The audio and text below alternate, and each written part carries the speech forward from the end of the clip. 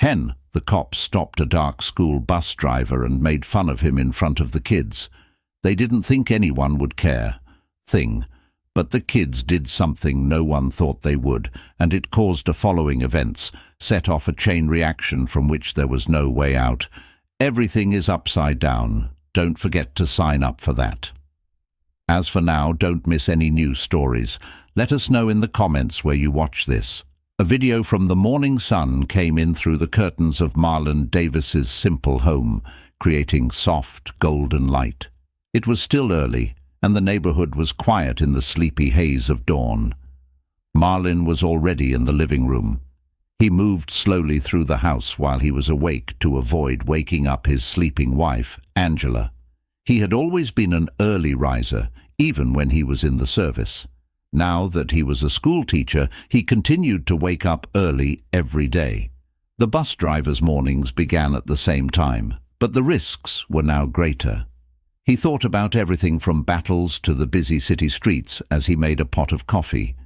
The rich, earthy smell filled the room as Marlon gave himself a moment of peace. He was grounded in the kitchen today, which seemed like any other day. It was the same old pick-up and drop-off routine for the kids. He loved his job because it kept kids safe on the way to school and brought them home. For him, the last 15 years weren't just about driving. They were also about many children coming from places similar to his, where opportunities were limited and life was challenging. While he believed it was his responsibility to provide them with a break during their rides, even though it was only for a brief period, they felt safe and normal. He got a coffee and looked out the window at the bus as it went by. The quiet streets saw the first signs of life. Years of use had worn down most of the houses. Years of unfavorable weather and challenging circumstances had guarded this region. For decades, he knew most of the families that lived there. Some had a hard time making ends meet.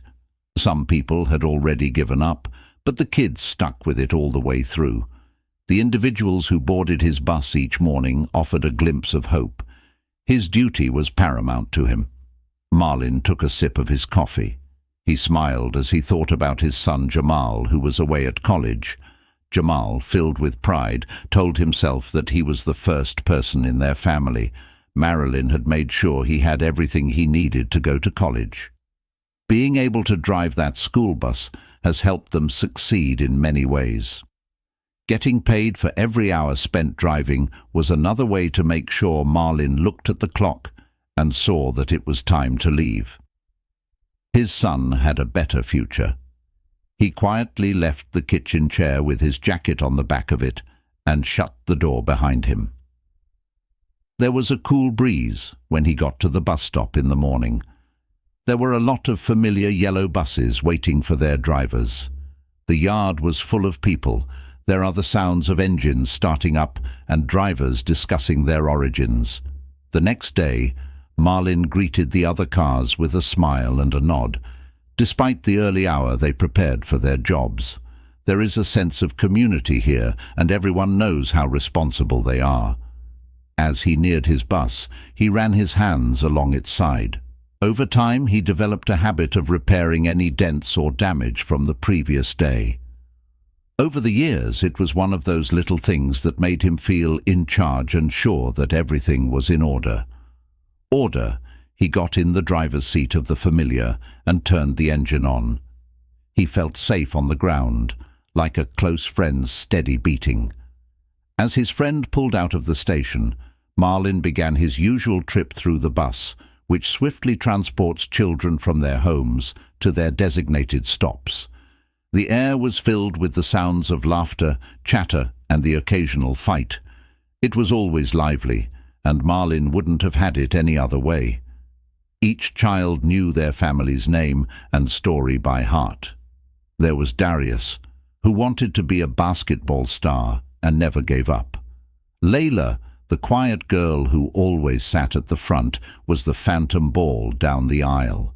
The front NOS was engrossed in a book, while Marcus, the class clown who enjoyed making jokes, laughed.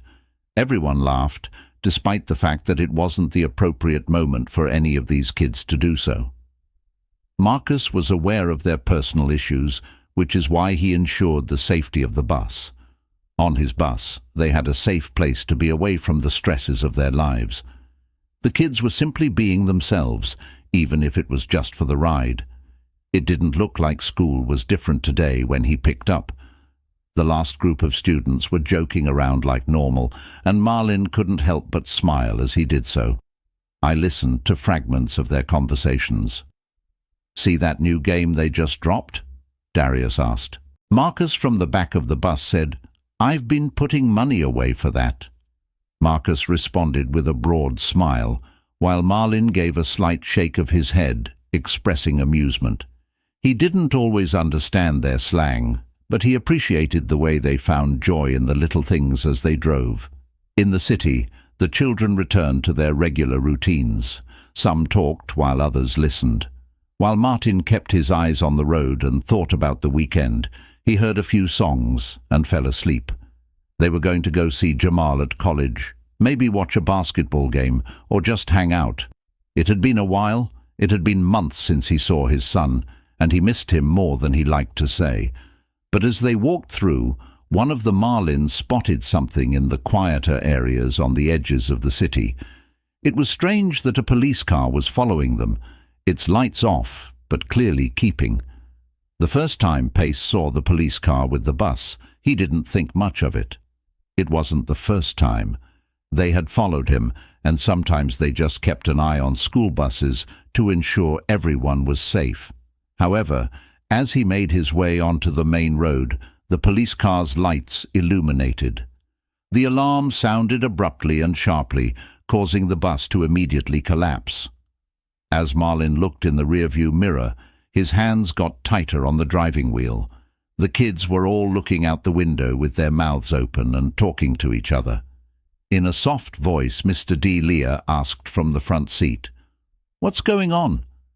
I think Marlin answered, "Forgotten on a lap. But I'm not sure." He pulled his voice back and said, "Just stay seated. Everything will be fine." The bus pulled over to the side of the road, and they watched as two police officers got out of the car behind them. Both of them were white and had serious faces that Marlin had come to recognize as signs of unease. It was his gut feeling that the police had stopped him before.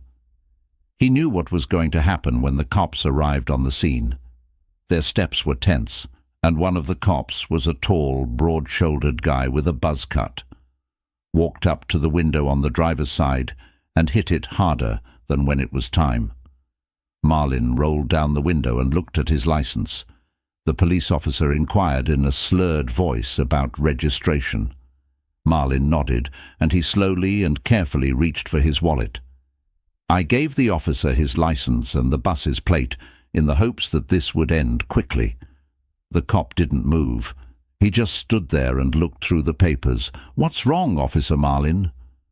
The shorter second officer was instructed to maintain a polite tone. As he stepped closer and peered into the bus, his eyes narrowed. The first cop told Marlin to get out of the car, which made his heart sink. He could feel the kids' eyes on him, waiting and watching. It wasn't going to be easy, but there was no way out now. He didn't want to make a scene in front of them. He didn't want them to see him like this.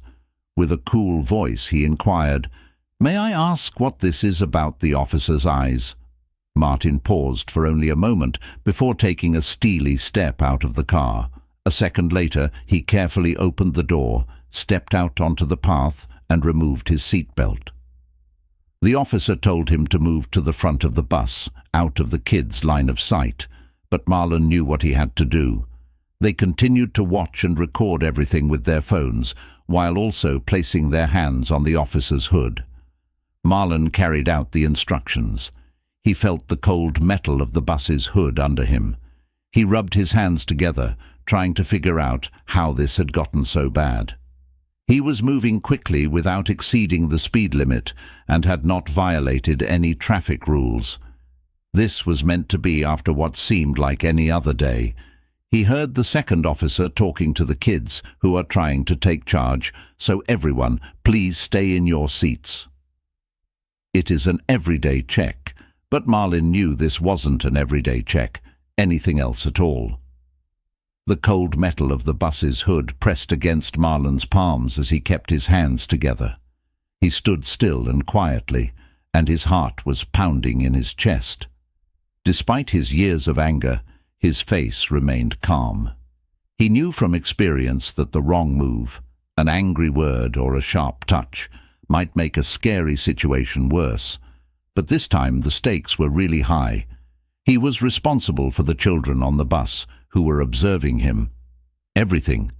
If something went wrong, it would have a far larger impact than just his personal life. The cop with the buzz cut stood close behind him and breathed. Marlin could hear the second officer, the one with the thick mustache, writing on a notepad. It was not very clear. I leaned against the bus and took a long time to write something down. The cop, who was muted, took too long to answer. "You're driving this bus legally, right?" he asked in a sarcastic tone. "Doesn't it look a little out of place? Fit the picture?" Marlin suppressed the growing anger in his throat. "Paperwork is in order." His voice was steady, but there was an edge to it. It was clear that the cop didn't even look at the papers he gave him. A fake and laugh. "Yeah, we've seen enough fake IDs to know when Martin could hear the kids talking quietly behind him on the bus. He thought something wasn't right. Basketball star told Marcus in a whisper that they were treating him like a criminal for no reason. Darius Martin called from the bus. His voice rose and said, "This ain't right, Mr. D." Double quote. He glanced over his shoulder, trying to appear calm despite his intense anger. The last thing he wanted was for one of the kids meant to say or do something careless, but it was too late. The cop quickly turned his attention to the bus and yanked open the door. He instructed everyone to remain seated. "Hear me?"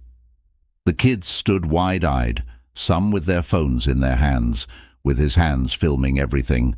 The cop looked at them with narrowed eyes. He yelled, "Put those phones away!" But Darius responded, "Nah, man, we're fine. We have every right to record. Turn that off now, kid, or I'll say enough." Marlin's words rang out with a force that wasn't typical for him. The officer clenched his teeth in anger. When he halted, Marlin steadily met his gaze. There was a hint of anger in his eyes now.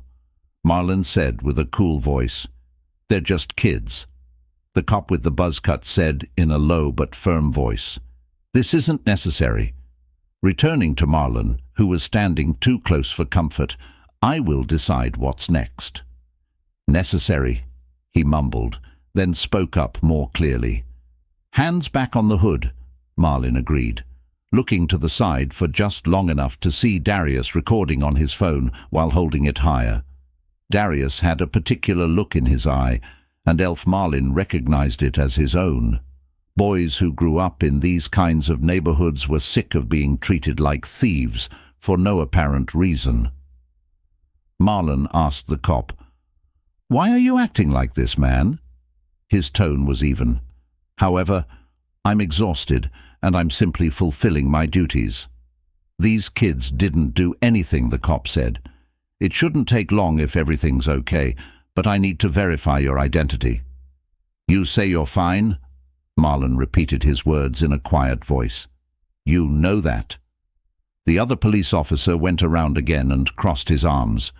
"We follow certain rules," and Marlin could see that this wasn't one of them.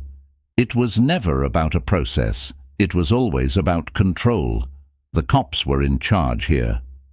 Inside the bus, they made sure everyone knew, especially Marlin. While everyone else was scared, Lila, who was always quiet, held her book close to her chest.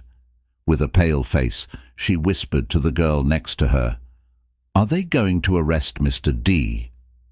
She leaned into the aisle, to which Darius responded, "No, they're just trying to scare him."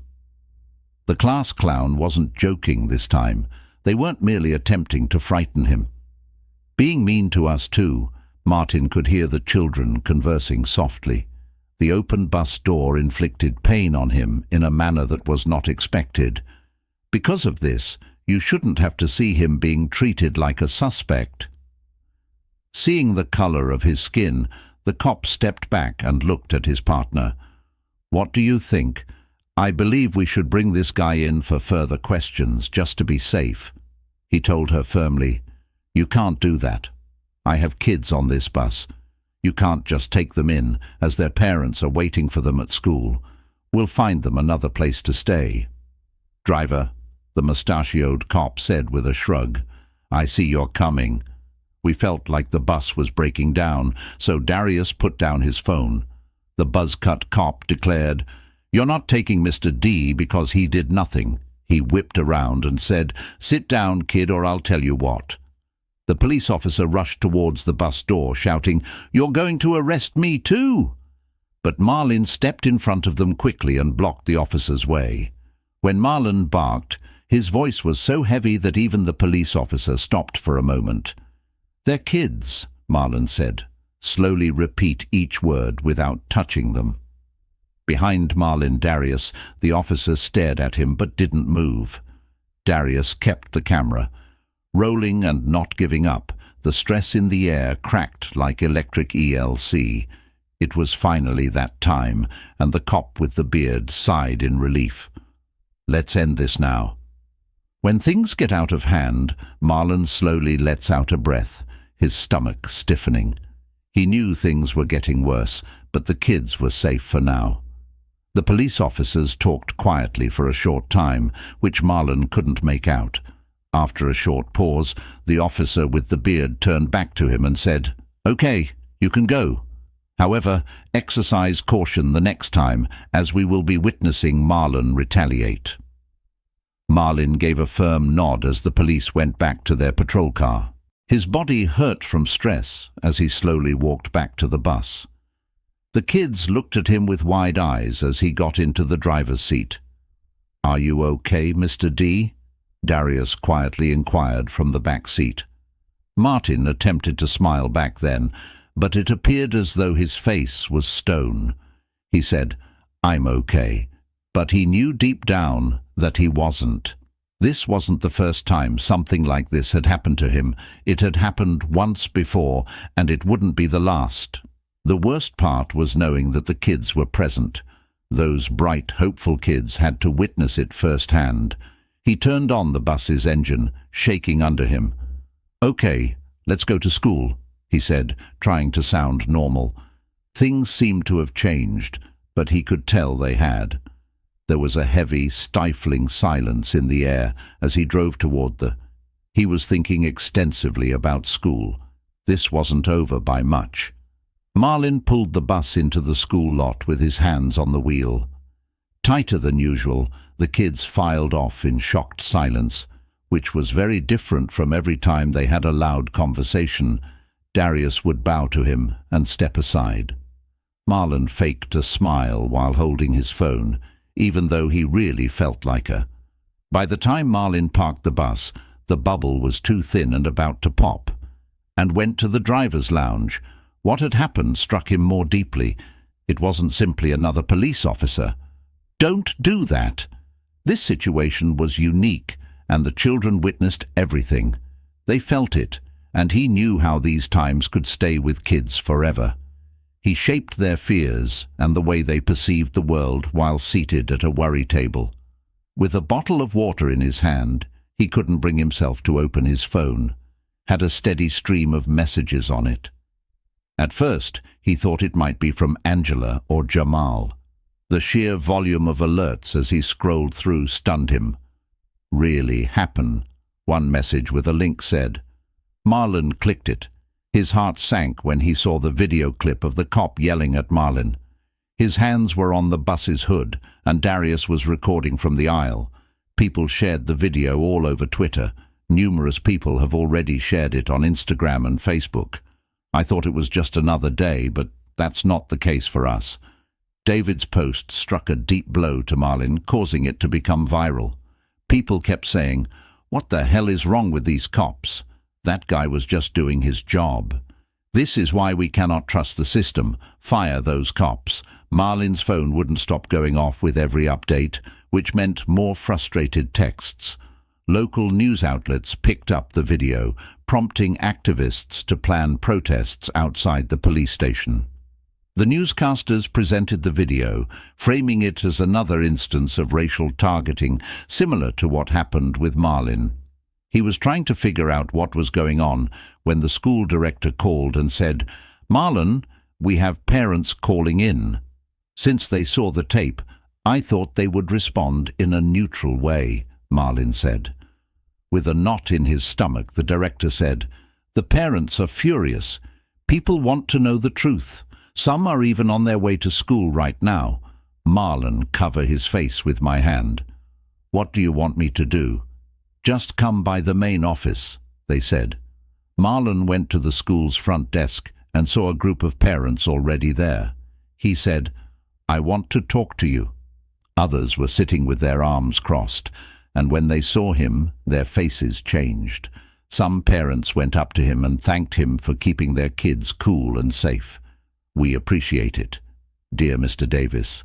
One mother shook his hand firmly and said, "My boy told me." "Everything you did to help them, thank you," Marlin said in a low voice. However, not all parents were as composed as Marlin. One dad yelled at Marlin while waving his phone, "You're going to tell me why my kid had to put up with this nonsense." Before Marlin could answer, he said, "Do you think this is okay?" Another parent walked in between them and said, "Hey, that wasn't his fault.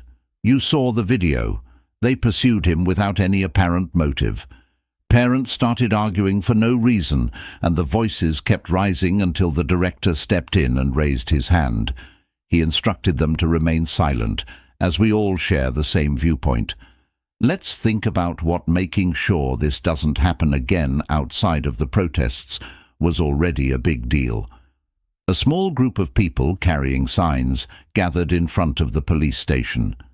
As soon as news about "Fire the Officers and Justice for Marlin" came out, fans lined the street, and as the reporters fought for space, Darius, who never wanted to be quiet, joined the group. Among the protests, he held a sign that said, "Our driver is our hero, a local." When a reporter asked to talk to him, Darius didn't think twice. Mr. D always looked out for us. He told the camera in a calm voice that he didn't do it, even though his eyes were red. No one did anything wrong to deserve. What happened today? The conversation spread like wildfire. #Justice for Marlin and #Respect Our Drivers gained popularity swiftly. While this was going on, Marlin's phone rang again, this time from a number she knew, Angela. "He answered you, okay, baby," she said. Jamal and I both saw the tape. He called me to tell me about it. Marlin told her, "I'm okay," even though it was clear he was tired. Tone, it's been a day. Marlin, you're a decent man. I hate that they keep." I heard Marlin speak to me as the day went on, and the sun went down. Set off the protest outside the station, which only got louder as more parents and students stood with Marlin in support, and the police chief sent out police activities were called into question in a short statement. But that wasn't. The crowd wanted answers, not just dead space. As Marlin sat on the edge of his bed that night, tiredness weighed on him. He made promises. The weight of the day's events fell on him like a thick fog, and he knew this wasn't just about him. Each bus kid and anyone who had felt pain was involved. Out of unfair suspicion, his phone rang one last time before he put it down. It was a message from Darius. "You always told us to do the right thing." Mr. D. Marlin slowly exhaled, feeling the knot in his chest loosen slightly. He smiled for the first time that day, but the fight wasn't over. Certainly not. But he knew he wasn't the only one there the morning after the protests. When Marlin woke up, his phone was buzzing non-stop on the nightstand next to him. Reporters from all over the world sent messages requesting interviews. Parents are writing letters of support. Parents are asking him to join there. He could feel how heavy everything was before he even stepped foot on the ground. Angela stood in the opening with her arms around him. Ed sat down next to her and said, "Marlin, you need to see the news." Angela gave him her phone, the screen already on, as he slowly rubbed his eyes. A live feed from the local station midnight protests outside as more people in the neighborhood called for justice for Marlon Davis. The precinct grew. The school bus driver stopped, and the police embarrassed themselves in front of the reporter and informed them about the situation. The police department announced in a statement that they have placed the responsible cops on administrative leave. The public is calling for quick action while a probe is ongoing. Marlon hung up the phone and said, "They're just trying to cover up."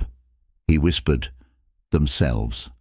Angela sat down next to him and put her hand on his shoulder. "They know they did something wrong, but they don't want to admit it." He slowly nodded. Both exhausted and impatient, the situation had deteriorated significantly. Maybe he thought it wasn't about him anymore. It was a sign. This serves as yet another reminder of the inequitable treatment individuals such as him encounter on a daily basis. The following morning, Marlon received a call from the school's director. He said, "Be careful. There's something you should see when you come in." When Marlon got to school, there were parents, kids, and other people outside. People from the neighborhood gathered in the front yard with signs and chants for justice. There was anger and hope in the air at the same time. The headmaster met him at the door and told him to go. He led Marlon to inside the hall. "The kids wanted to do something nice for you." Marlon followed them, his heart heavy with anticipation. When he walked into the hall, the sight of the students, those same kids, took his breath away. He had driven every day and set up a rally in his honor with signs that said, "Our driver, our hero," stretched out across the stage. Darius stood at the mic, and instead of his normal fun face, the man's voice was calm but full of anger. "We're here today because what happened to Mr. D was wrong," he said. "We've always been there for him. Now it's our turn to be there for him." The whole audience cheered, and Marlon, who was sitting in the front row, felt overwhelmed. With his help, his eyes hurt, but he blinked back the tears that these kids were making him cry. After the protest, the kids had made their stand and weren't going back. We reached out to him and gave him hugs and words of support, saying, "We've got your back, Marlon." One mother told him, "You're part of this community and we won't let them treat you this way." Power, but the fight wasn't over yet. That afternoon, Marlon got another call. This time it's from Marlon, the police chief. "Mr. Chief, I want to apologize. I watched the video and agree with what you said about what happened." Marlon listened in quiet. "This is not okay. We are going to apologize to everyone." The chief continued, "I just wanted to let you know that first." Marlon slowly exhaled. He finally let his body rest, and he said, "Thank you." It wasn't quite a victory, but it was a positive step.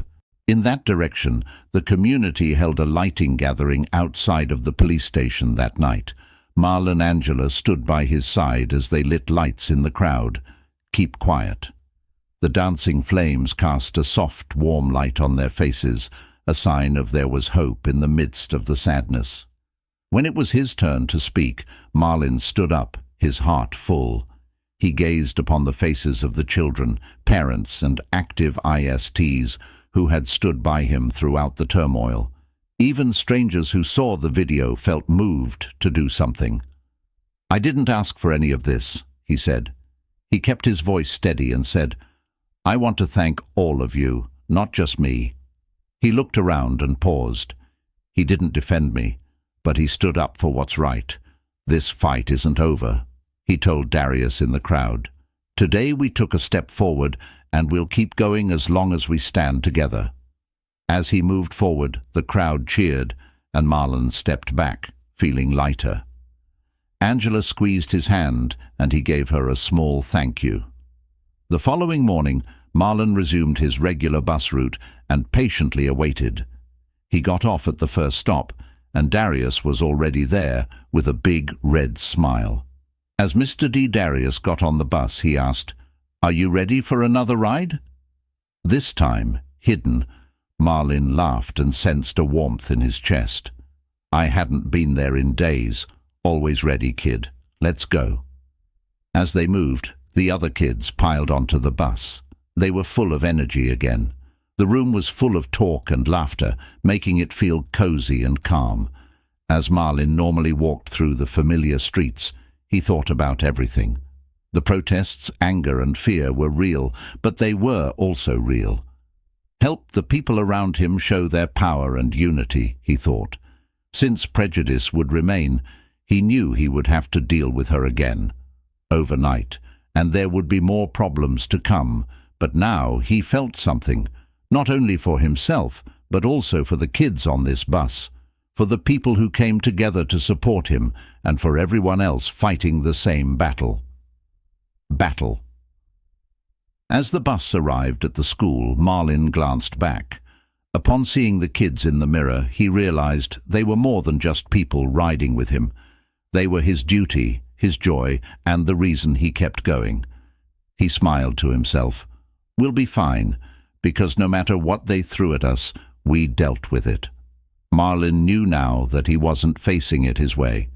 Thank you for reading this whole story. If you liked it, please share it with others. If you want to see more videos like this, make sure you subscribe and turn on alerts. Episodes, and we have a lot more fun stories to share. Click on the next video to see them. Find more stories that will inspire you. See you next time.